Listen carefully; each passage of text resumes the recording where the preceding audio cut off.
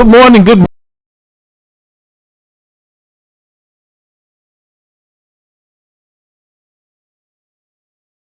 How are you? Well, brother. Good morning to you. Excuse me. Good morning. At the round table with brother Dr. Bradley and Larry Ellison, and our engineer this morning, cleaning in the Board of Health himself. Always. Pastor Hobbs. He is dressed up from the neck down. This brother got the ties and the socks matching. But listen, I'm telling you, he's cleaning in the Board of Health. I told you, Dr. Bradley. Those are his pajamas. You wait and see when he get dressed up. Good morning, sir. How are you? So, and you know what though? I'm sorry. I don't want to interrupt. No. I just noticed this. There's two ways to tying a tie. You know, there's the half Windsor and there's the full Windsor. Okay. The full Windsor has not nice and tight. Right. This brother got on a full Windsor. That's the old way of tying. Wow. Dad taught me that. Wow. Okay. So now, what is the one called with the little dimple in the middle? Yeah, that's the full Windsor. Okay. All right, but you have a half Windsor where you don't cross it over. You just kind of tie it, and you have like a slant to it. Okay. You know, that is the more modern way of tying. This going back to the 1930s, like when brothers wore the hats. You know what I mean? Okay. I'm sure he probably got some fancy fedoras or something. I can't blame him. Well, listen, I know. I say you should talk. I've seen your hat collection. Okay, I got a few. Okay, there ain't that many heads in the world. So, good morning, my brothers. Now, I know last week we got a little ahead of ourselves, so I'm gonna ask you, Pastor Hobbs, before we get into we need prayer. Absolutely, we definitely need prayer. Absolutely. Father God, we thank you for your grace, God. We thank you for your mercy, knowing that you're all powerful, that you're all knowing. And we just ask you, God, to bless this broadcast as only you can, Father. Be glorified in and through all that's said and done. We need you like never before. And then we count this as done in the matchless name of your Son, Jesus. Amen. Amen. We want to thank our sponsor, Guaranteed Rate Mortgage Company, for their continued support and keeping this broadcast, as well as the Mamleo membership.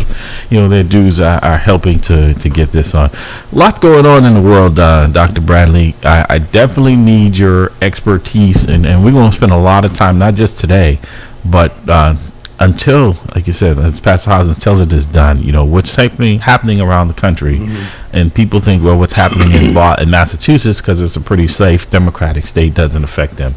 But this isn't like they say in Vegas. What happens in Vegas stays in Vegas. No, it doesn't stay. No, what happens in Georgia is going to impact you here as well. So we're gonna dive into that as well. Want to say good morning to Brother Harry Scales and the brothers and sisters of Prince Hall, who are continuing to do God's work, getting the vaccines into our arms of the folks in the community. You know, this COVID is no joke, folks. It is still raging out there. In fact, you know, they think that New York has started to see a decline. Their numbers are dropping. The weekly average is dropping. But we know that just like with the Delta version and now with this Omicron, that there's probably another one waiting in the wing, right? So we're not through this yet. And, you know, we've got to do better in getting that out there. You know, so we've got a lot going on here, folks. And, you know, education, there's a lot going on. We're going to get into it. But also, I would be remiss. You know, it's about time to get into the plane. We go to Gary, Indiana. Head down to Indiana. Here we come. Indiana, here we come. A big hearty good morning to Brother Bridgeforth. How are you, sir? And if he's listening, you know, we want him to give us a call and tell us what's happening down there in Indiana. So the number is 617-282-0685. 617-282-0685. Brother Bridgeforth, if you're up and listening, give us a call. Check in. Folks probably think we make it up, that you don't even exist. So let them know that you are alive and kicking this morning. So good morning, Brother Bridgeforth, from your brothers here in the nation's capital. In the nation's capital, in the capital of Massachusetts here, you know. But the cradle of democracy. Okay. The jury is still out on that. I hear you.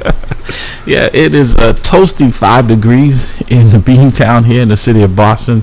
It felt like a heat wave. My car thermometer said 7 degrees, and then it dropped down to 5 in less than 30 seconds. I was like, that's probably real. Man, you know what? I walked outside and said, "Woo, yeah, I know. Lord, that was a couple of weeks ago. I was actually 80 degrees in Cabo. This is crazy." As they say in the Dorothy, you're not in Kansas anymore.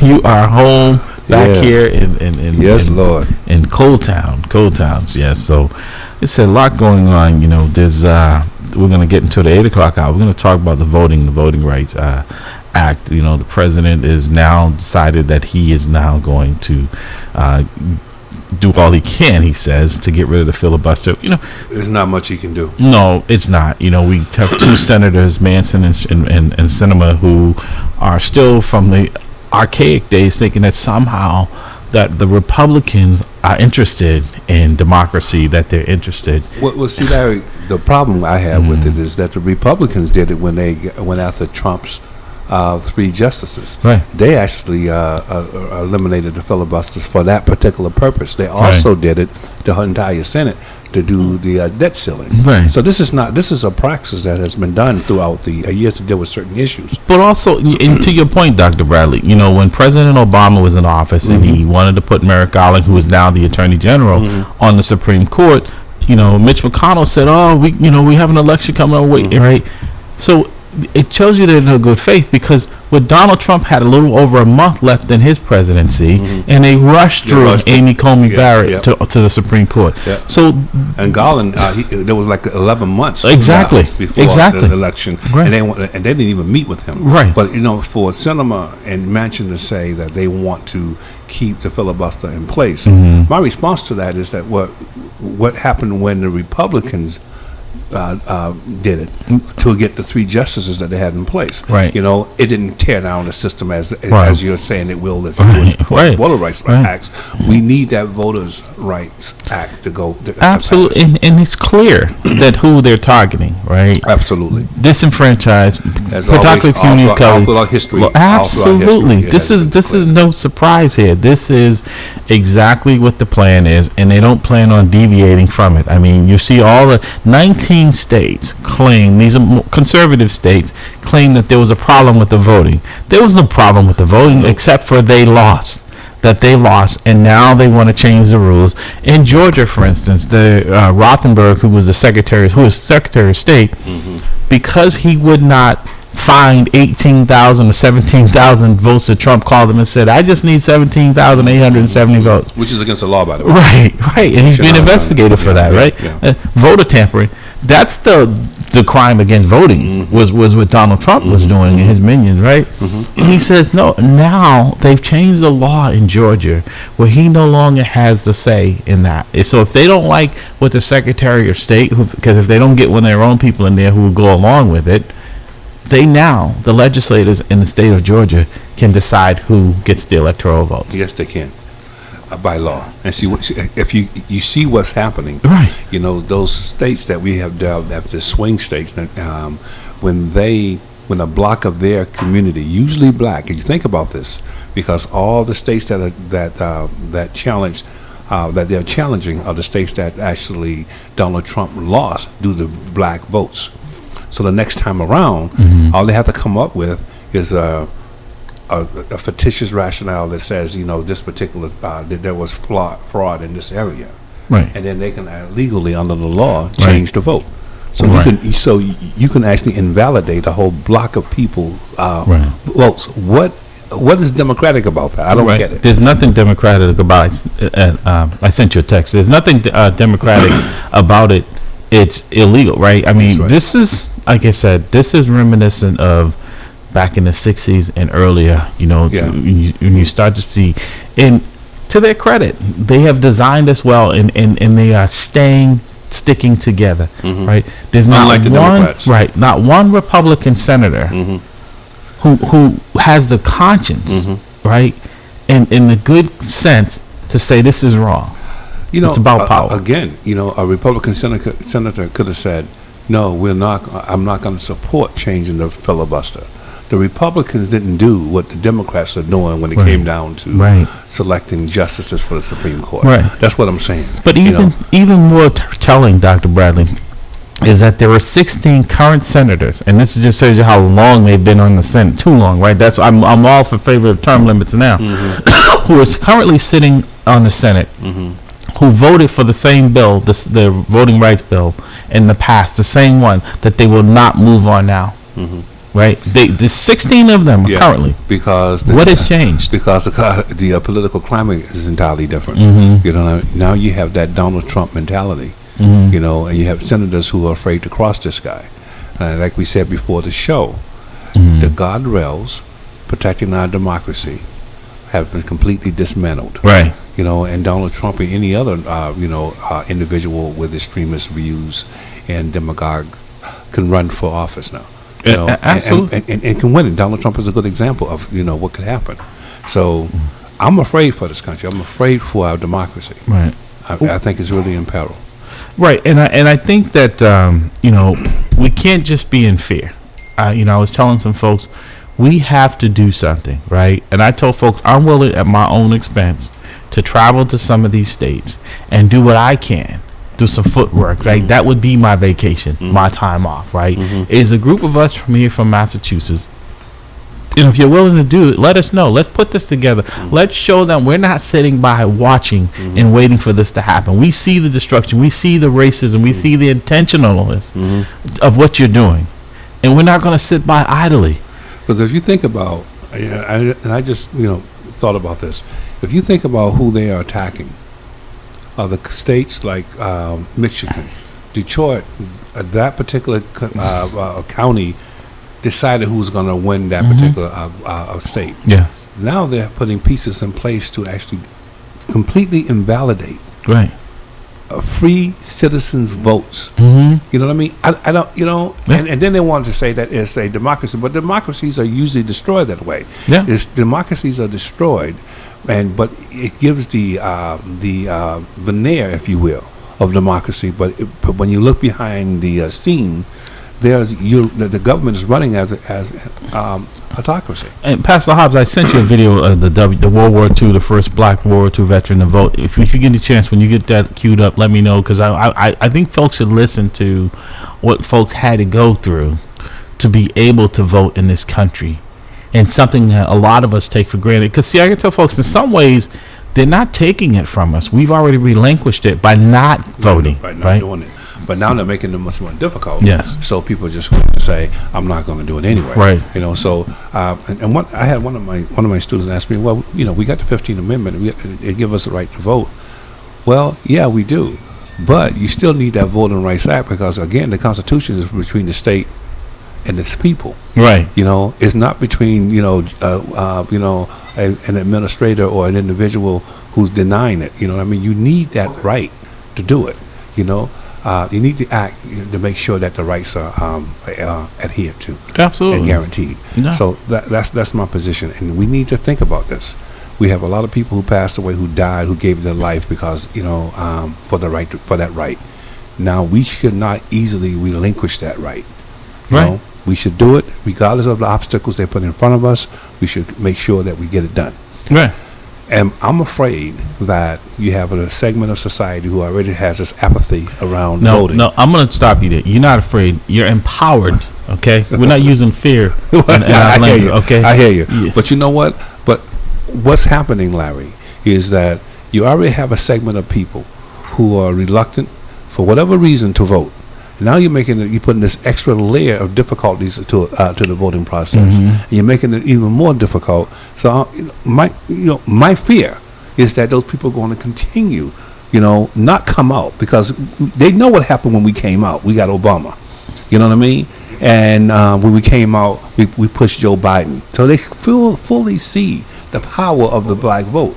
But so now, how do I mitigate?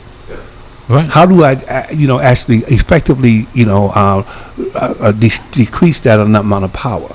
Well, I put these voting mechanisms in place to suppress that vote. That's what's happening. Period.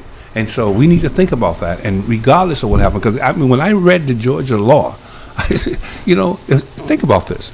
Your wife is in the line, the voting line that they created. You know what I mean? And they then, she calls you and say, well, could you bring me some water? And if you bring water, you're violating the law. But see, we are very resilient. We are very, determined people. What we will do is get our lawn chair and I'll pack our lunch. You know what I mean? Get myself some ice in an ice bucket, and then because we're used to this. Right. You know what I mean? And we'll get in line and sit there for years if we had to. Right. That's that's the level of determination that we need to make sure that our votes are not taken away from us legitimately in their eyes, under the law. We need to make sure that we do the things that our forefathers and foremothers would have done. Right. Make it work in their system. Right. But the gerrymandering that they're doing is making it even more difficult. That's why it's important that folks get out and vote. Like in Detroit, for instance, I was listening to there were a couple of state reps there who, the way that the gerrymandering is taking place now, that she's saying that her population was 40% people of color, black. Now with the redistricting, right, they put her in a predominantly white neighborhood, upper class neighborhood, where she was part of that, a little segment of that last time, but now it's more of that. The likelihood, she says, that those folks in that neighborhood didn't vote for her. So now that she has more of them, she's definitely not going to be. So they're talking about losing two seats there in Detroit that represents the communities of color. Well, see, this is why I feel that gerrymandering goes against the tenets of democracy. Because in democracy, the citizen should pick the politician, not the politician picks the citizen. Right. So when you're doing gerrymandering, what you're doing is that the politician is creating a district where people, he's picking his or her own voters. Right. The voters should pick the politician. The politician should not pick the voters. And so I think just if you look at it from that perspective, I feel that gerrymandering is definitely against democracy. It goes against the tenet of democracy, and I think it should be illegal. Right. It should be. It is. Well, it is. We should pick our politician. Right, our politicians shouldn't be picking us. But I mean, this is what I'm saying is that I'm not condoning what happened on January 6th, but I'm saying just the level of these folks feeling like something was being taken from them. Right? A lie. They did all this on a lie. And this is real what's happening to black people and poor people, right? This is real what's happening to us, right? And yet we're sitting back.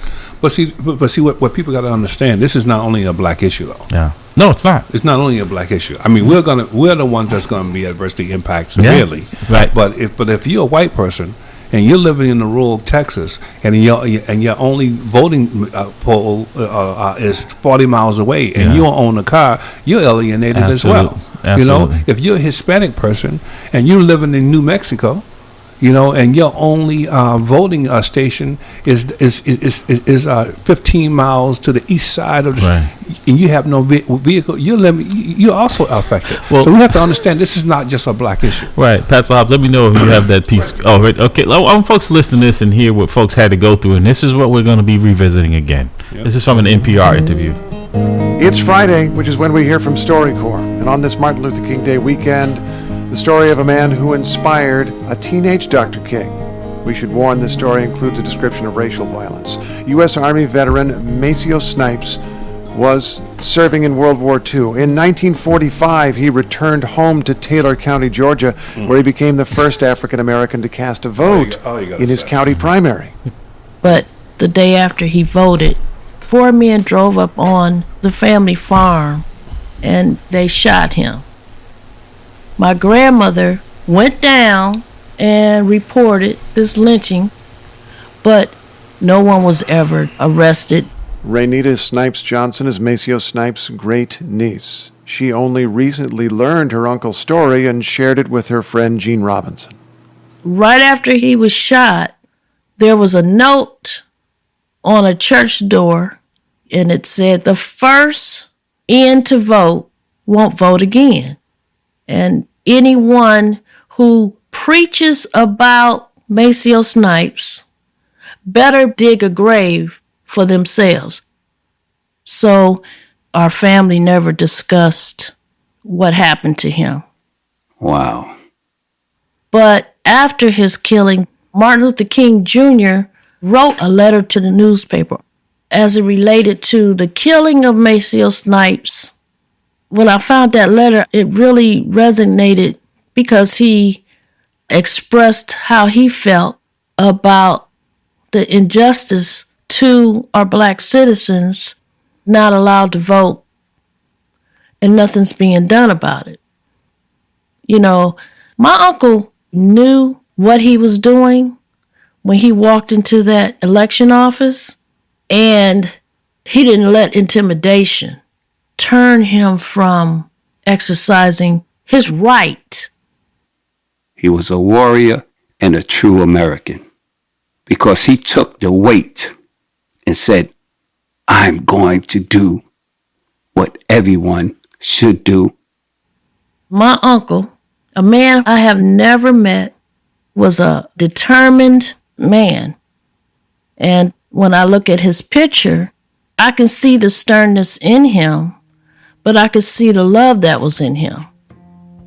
And through spirit, I feel him calling me to say, your vote matters. The black vote matters. All right, and we're going to continue to play that throughout this broadcast. I think that's a good thing, brother. I think a lot of that is lost. Snipes, huh? A lot of that is lost in history. A lot of that. This is the reason why RCT is they're so vehemently against teaching it. Right. A lot of that stuff is lost in history. And there's numerous cases in my home state, my birth state, which is Georgia.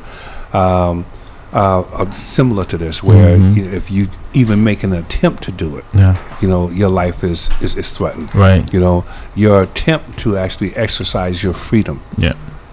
And I think what you see today is the 21st century way of lynching Black America. I would take your vote by making it inconvenient for you to vote. I have already, now that we have a new generation of folks who doesn't understand the conditioning of you convincing you that voting is not for you. Now I'm going to make it more difficult for you to do it. So I'm going to give you the air of give the appearance, if you will, of freedom to vote. But actually, in actuality, I'm going to put in mechanism and to prevent you from doing so. We need to make sure that our youth understand that a lot of people die for this is the weekend coming up on the birth, Dr. Martin Luther King, right? And it's not a holiday just to go shopping. It's not something, we take for granted with folks like Maceo Snipes. The first, as they said, he was the first Black World War veteran to vote. And they said he'll be the last in to vote, right? Was the first and he'll be the last. He lost his life for voting. But this is the hit, in my opinion. This is what I got out of that. I go to a war, a theater of war, and I am dodging bullets. I'm dodging mortars, and I'm dodging all those things. People are trying to take me. I'm wearing this country's uniform of battle, and people are trying to take my life because I am American, not a Black American. Not a white, but I'm American. And then I come back to my hometown, which I fought to actually, for the system that you have in place, I was willing to give my life for it. And then when I actually exercise the right, you kill me. I didn't die in battle, but I die at my hometown because I exercise the right. That's how I'm interpreting it. And that is, to me, that's profound. But if listening to that, if you're not motivated by that, to get involved, right? To get involved, to get engaged, to fight for democracy in this country. Not Democrat, Republican, democracy with a small d. Democracy in this country. The rights of anyone. You vote for whoever you want to, but you should have the right to be able to do it. And it's very clear what folks are doing to try to make sure that you don't have that right if you're not voting for them. That's not democracy. That's a dictatorship. That's autocrat. And guess what, folks? If you think that they're going to serve your interest, you are crazy, because folks like that have one interest to serve, and that's Donald Trump. Look at Donald Trump, how he turned on his vice president. He said, go hang him, because once you are no longer loyal to these people, you have no use for them. You have no use for them. But then, again, America is ripe for a leader like Donald Trump. Because if you think about it, when you start to looking at democracies and how democracies died in favor of autocracies in history, there was always the social society, the soil of change was always ripe and ready for change when you had a society, society polarized between race and culture. Yeah. America at this time is divisive. It's polarized between race. So it has that, that societal flavor, if you will, to welcome this level of change and democracy. I'm telling you, I see the change happening. And unfortunately, what will happen is that people will operate under the false illusion that we have a democracy when we are, autocracy. Exactly. When we are run by a dictator. If Donald Trump gets back in office, I'm afraid that America is done. I think it's done. All right, 617-282-0685, 617-282-0685. You're listening to At the Round Table with Mamleo in studio. Myself, Dr. Bradley, and Pastor Hobbs. We are in the weekend leading up to the Dr. Martin Luther King's holiday on Monday. Folks, what do we do? See, don't just look at this as a holiday, the day off and the sales and all that. This is a call to action, and we're saying to folks here this morning, and not just this weekend. Folks, what's happening to us is happening live, right? Folks are more invested today, Dr. Bradley. I tell you, they're more excited about the Patriots game tonight than they are about what's going to affect them. The Patriots are going to be fine. Whether they win or lose, they're going to be fine, right? We, as a people in this country, are in tough shape. We need fixing, right? This is bigger than a football game. I enjoy watching it as well. But I also understand that I have to make sure that I'm engaged in this so that my family, my wife, my daughters, my friends, my brother, Dr. Bradley, Pastor Hobbs, that we're okay. Yeah. This is, and if you think about it, Dr. Bradley, you and I, Pastor Hobbs as well, are willing to say that we're doing well in our lives, things that we're comfortable, right? Yes, we are. That we come in here every Saturday trying to educate folks, not to be antagonistic, not to just, picking a side, because neither one of us are affiliated with any party. Right. So this is not about Democrat or Republican. Let's be perfectly clear. This is about right and wrong. Right and wrong. And there are folks who, I had a debate with Pastor Dan this week. He was trying to, no one's charged with, insurrection. Now, this morning, hearing these folks are charging with the keeper, the runner of the gatekeepers, or whatever they call them. Oath keepers. Right. Sedition, right? Yeah. So here we are with the semantics and word, whether or not they were charged with crimes, right? So they were. What their purpose was to change the trajectory of the leadership in this country, where we've always had since the beginning of time a peaceful exchange of power, a transfer of power in this country. And now you have and you've alluded to this numerous times, that the founding fathers of this country tried to put in there as much as they could to avoid making sure that we didn't have kings. And you said Donald Trump wasn't being elected president. It's too limited. I saw that. The power was to his head. It was, the president's, power that associated with the president was too limited for Donald Trump, and I made it clear that everyone on the stage was running for president except Donald Trump. He was running for king. And what I meant by that is that the president's power was too limited, and he was going to actually eradicate the president and put in what he think is his own monarch. Right. I mean, even to, we know that the cabinet members are political appointments, but for the most part, we know, I've never seen it so politicized as it was with Don. And one in particular, the Attorney General, was using that as his gangsters to go after people. His personal, personal law firm. Right. Exactly. That's the Attorney General is the attorney for the people, not for the president. Not for the president. And he used him as his person, and he allowed him to do it. Right. That's the other side of it. Which one of the things that I do like, although you can argue that, and we can, and I can't come up with a rebuttal that this guy, the new Attorney General Garland, is a little bit careful as how he steps. Right. But I understand, coming after what he came, try to. But he was also he's a judge. Yeah, I understand that. Right. So which is why is innately involved. Right. How he processes things, but I personally felt that they were very lenient on the charges, and a lot of people should have been charged with sedition. Yeah. But also, I'm not seeing the charges of people who organized this thing. Yeah. You know what I mean? Yeah.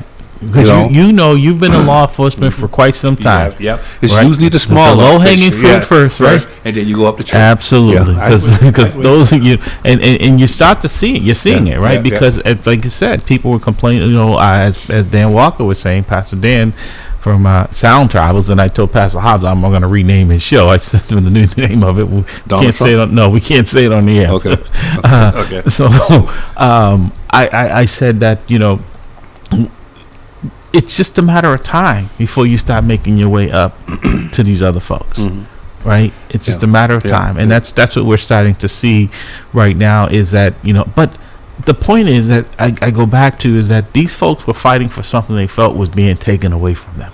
Well, I never came. Well, I know why he's doing it, but make America great again. My question is, at what point was America not great? America was never great, right? Because it hasn't dealt with so this is what I'm saying, right? When the sin that no one talks about, just like what we played about Macios Snipes, right? Is that I didn't even know that existed. No, I didn't either.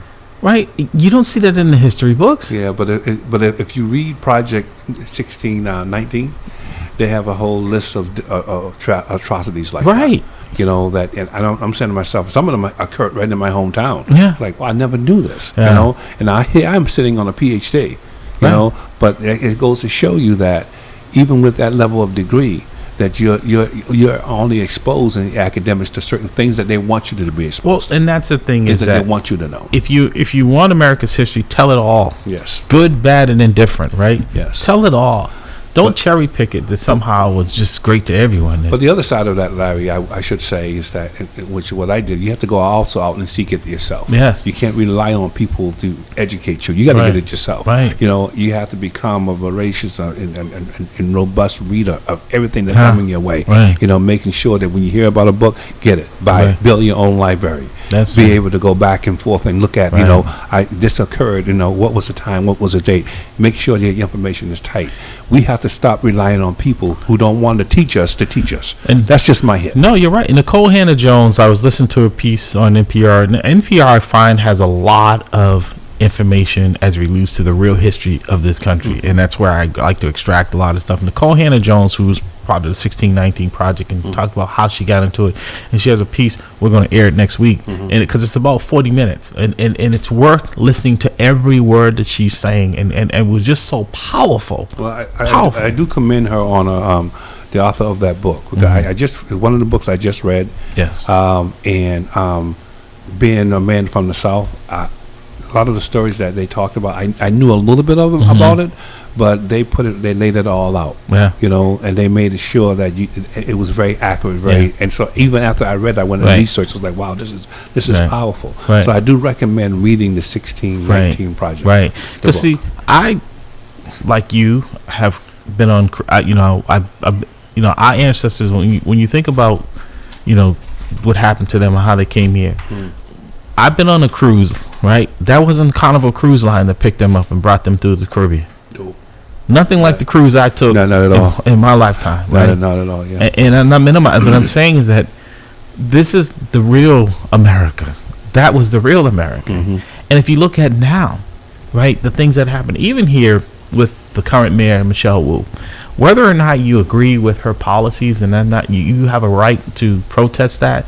But the things that are being done to her, the misogynism, the racism that is being projected at her because of who she looks like, you never saw that with any other man. Even if you protested, it was never so personal, so angry because... Well, they were all white men. That's the first thing. They were, they were all... Is that what it was? They were all white men, so you never saw that. But America has a lot to atone for. America has a lot. It still has not grown to be what it is supposed to be. You know what I mean? And so, but I do think that we as a people, just bring back to black folks. I'm concerned that we will just sit back and say, "Hey, listen, this is how it is. This is what we have to do." and I'm just go with the flow. I'm doing good. Right. I'm doing well. Right. For myself, so I'm good. Right. So Pastor Hobbs has this other piece. Down in Georgia, your hometown, your home state. Yeah. Is just an example of what's happening. And they said we have to put this raging fire out, because we see what happens when a fire gets out of control, and that's what this is. This is out of control. What folks are trying to do, what they've set things up. This estate down, a city down in Georgia, where they're shutting down. It's 7 polling places in the city, right? It's a 38%, almost 40% black population. They have just voted to shut 6 of the polling places down in the communities where the colors are, and the only one that will be open will be the one downtown where the folk have least access for black people to get to. So you have to get there. You have to get there first. Well, most folks, if you can get there, but it will discourage you, right? This is all about. It's about discouraging the vote. Dr. Bradley, if you have to go downtown Boston to City Hall, unless you absolutely have to go, you're not going. I tend not to go. You're not going. Not unless the bride says we need to go down there. Right. You know what I mean? Going. I tend not to. You're not going. Right. So that is this is another way of suppressing the vote. Absolutely. So if Pastor Hobbs has that piece, people in a rural area of South Georgia could have a harder time voting this November. Randolph County is set to decide tomorrow whether to close 7 of its 9 polling stations. Adding to the tension over this plan is a historic contest for governor in the state. Johnny Kaufman of member station WABE brings us the story. Randolph County sits about 3 hours south of Atlanta. The area is known for its vast peanut and cotton fields, and a violent history of enslavement and voter suppression. Today, about 63% of the county's small population is black. The poverty rate is more than double the national average. Thank you for showing your support. About 75 people opposing the poll closures gathered last night at a restaurant to organize. Ain't gonna let nobody turn me around. Bobby Fuse is an activist in the region. Fuse and civil rights groups argue closing the polling places would make voting especially difficult for African Americans and people with low incomes. The people that we work against on a daily basis since emancipation no longer put up white-only signs and colored-only signs. They do other things. One voter at the rally, Diane Jones, lives in Benevolence. It's a small community in northern Randolph County. If the polling place there closes, it would mean a 15-minute drive for people to vote on Election Day. Jones says the problem is some people in Benevolence can't afford a car. No jobs. You can't just get something just like that. You got to have a job. Randolph County's proposal to close polling places was quickly entangled in the politics of Georgia's race for governor, which is just a little more than 2 months away. First thing, there's a black person running for governor. Sandra Willis stuck around after the rally died down. She says Republicans are worried they can't beat strong candidates like Democrat Stacey Abrams. Can't stop us all, but they're going to try to stop the ones that they can by closing the precincts. Abrams would be the first black female governor in the country. She says Randolph County should not close the polling places. The Republican candidate in the governor's race is Secretary of State Brian Kemp. He's in charge of elections in Georgia. Consolidation has become highly recommended by the Secretary of State. That's election consultant Mike Malone at a recent meeting in Randolph County. Today, the county announced plans to end its contract with Malone. At the earlier meeting, though, Malone read from a slide that says Kemp endorsed his plan to close 7 polling places. The trend in Georgia and other states is to reduce the polling places, to reduce election costs, which is natural. The Secretary of State's office denies it had anything to do with Malone and the county's proposal, and Kemp says he staunchly opposes it. Malone did not respond to calls or text messages. The politics of the whole situation are murky at best. Randolph County is controlled by Democrats, and Republicans argue it's all a scheme to keep their voters from the polls. Tommy Coleman is the county's lawyer. He says the county is not trying to make voting more difficult. You know, if I was going to suppress voters, I probably would not choose a county the size of Randolph to create this controversy about, because as a practical matter, it would have a marginal effect on the election, I suppose. Coleman says closing some polls makes sense, but it needs more research. Civil rights groups are threatening lawsuits if the county approves the plan on Friday. For NPR News, I'm Johnny Kaufman in Cuthbert, Georgia. So the reason I bring that up, Dr. Bell, and set this up for you, is that this was the prior election, just to show you how this works when they put it in place. This is the race that Stacey Abrams ran against Brian Kemp, who was the Secretary of State, right, who was controlling this, who is now the governor, right? So he put it in place so he could not lose. And that's what the Republicans are doing now, putting in place so they cannot lose. This is Randolph County, Georgia. You come from a bad state, bro. Oh, yeah, I do. I was, I have no choice in when I was born, but God was kind of humorous here to put me in a state like that. You know what I mean? But I want to say that be careful about this appearance of innocuous motive. What I mean by that is that they would come on and say, he said it, well, it reduced costs. Right. Suppression of voting anywhere is a threat to voting everywhere, regardless of the cost. Right. And look at the time of this. The timing is revealing. Right. You know, we want to do it because, people are beginning to realize that the vote matters. Right. You know what I mean? So and I say that those individuals who say, I'm not voting, if your vote didn't matter, why are they going through this? So a perfect example of that, Dr. Bradley, presidential election, there's a town up, I think it's New Hampshire, Knoxville. They're the first ones to vote because of the way the time zone is. They're the first polling place that's open on election day for the presidential. There are 12 people in the town. 12 people. They didn't close. They're not closing up 12 people. And they're not closing up that, I bet you none of them look like you and I. Yeah. 12 people in that town. So you're talking about cost savings. Why aren't you, and I'm not saying that they should, but it just goes to show you that this is targeted. That's right. Because if you chip away, he's saying, well, it's if I were going after a Southern Draw, if I were going after a town or something, I wouldn't go after the town of Randolph because the numbers just don't add up. Well, if you go after Randolph, and then if you go after some of the other places, and you chip off, Georgia was decided by a small number. But if I was going, if I were going after something like this, I would do a smaller place just to make sure that my strategy is working correctly. Make sure that I need, I know what mechanisms I need in place, to get this done. And then I would take on the big boys like Atlanta or Augusta or Columbus and all those other areas of Georgia that I think is. But the margins are so slim. Yeah. Donald Trump basically was signaling to them in this, find me 17,870 votes. If I chip away 18,000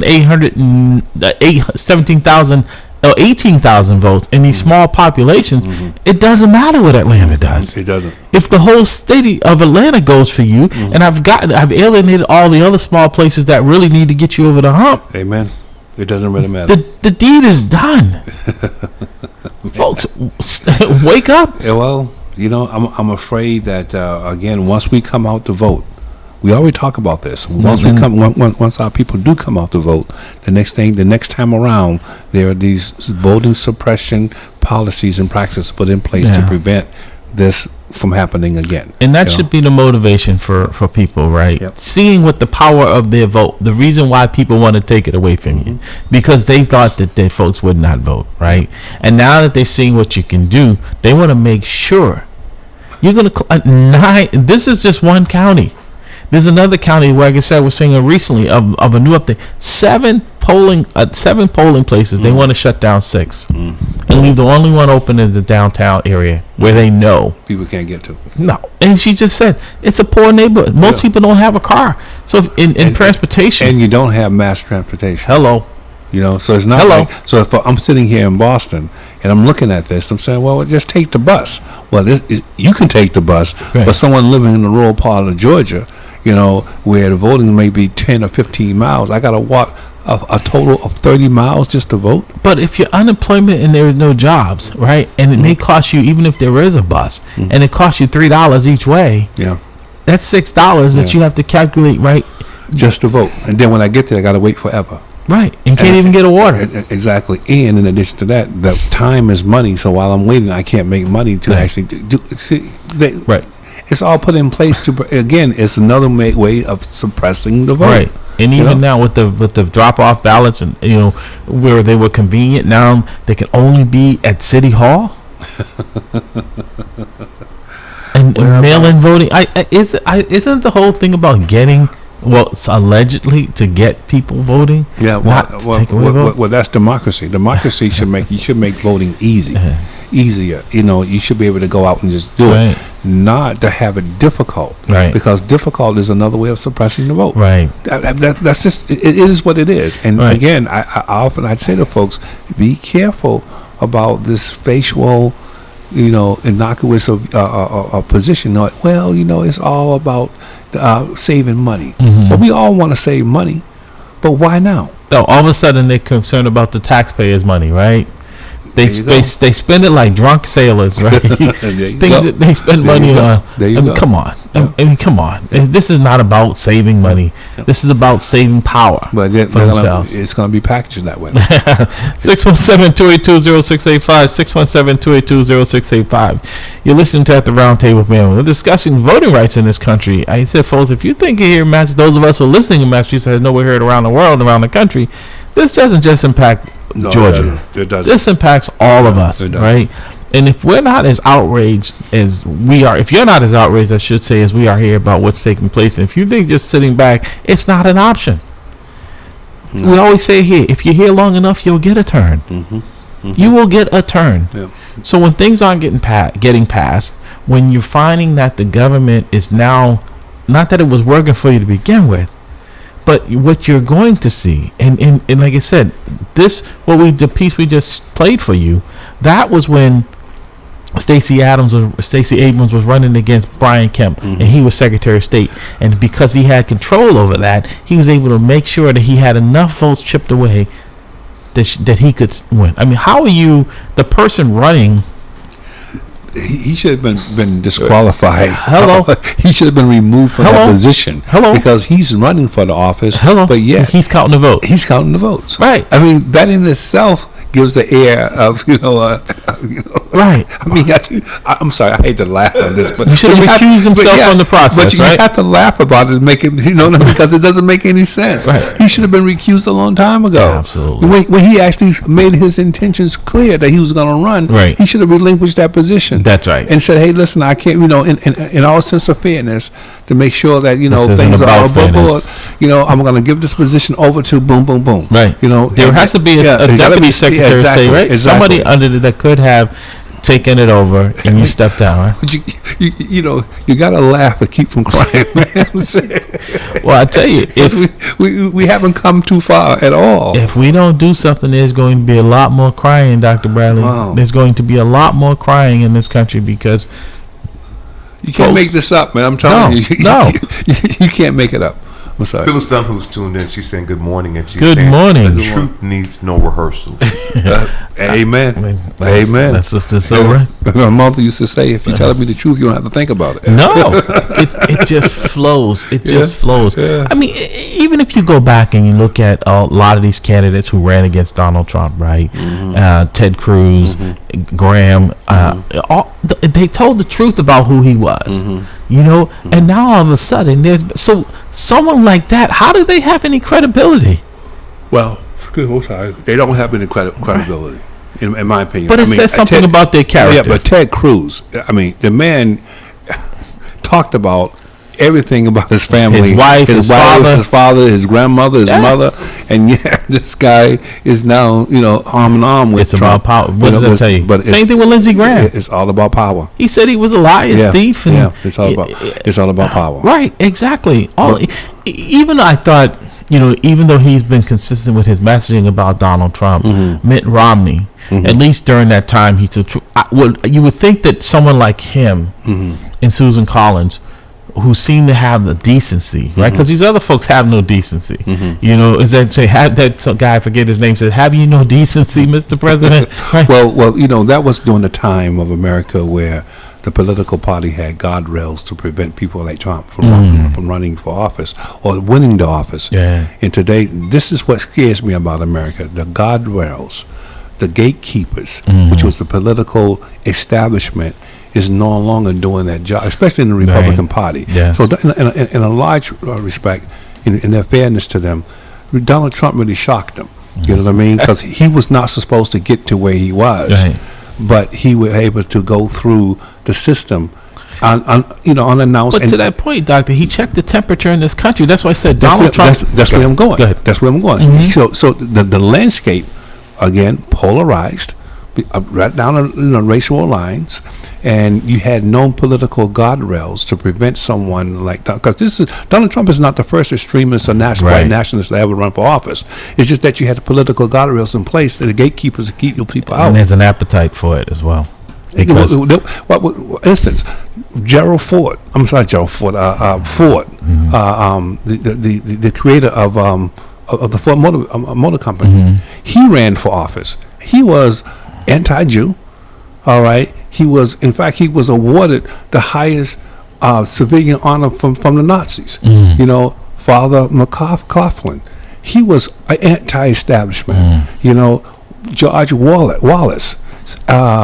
Lindbergh, all these guys were of the ilk of Donald Trump, but you had a political system in place to prevent them from actually winning. Right. Donald Trump was masterful in actually manipulating the media so that he got free press. Right. Yes. He was always on television. I mean, they saw it as entertaining. Yeah, there's one estimate that he got over $2 billion of free advertisement because he would create controversy and everybody would flock to him to see what was going on. I mean, it was ingenious. So by the time you got to Super Tuesday, these people are like, "Oh my God, he's here!"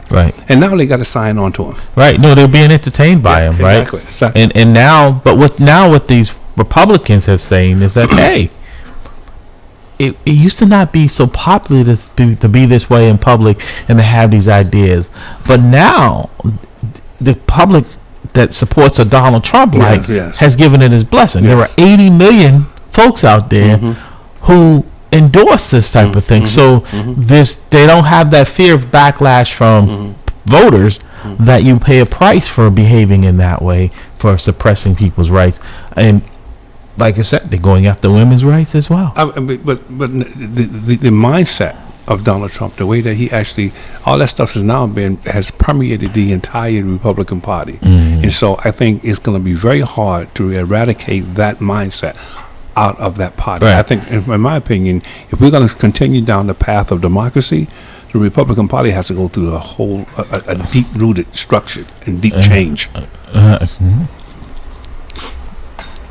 No, I just want to add a comment. So, and it's just so sad because again, it's about democracy, right? But it's being so confused because the politicalization of the COVID-19, right? The vaccine, and I hate to say it, but I just have to go there.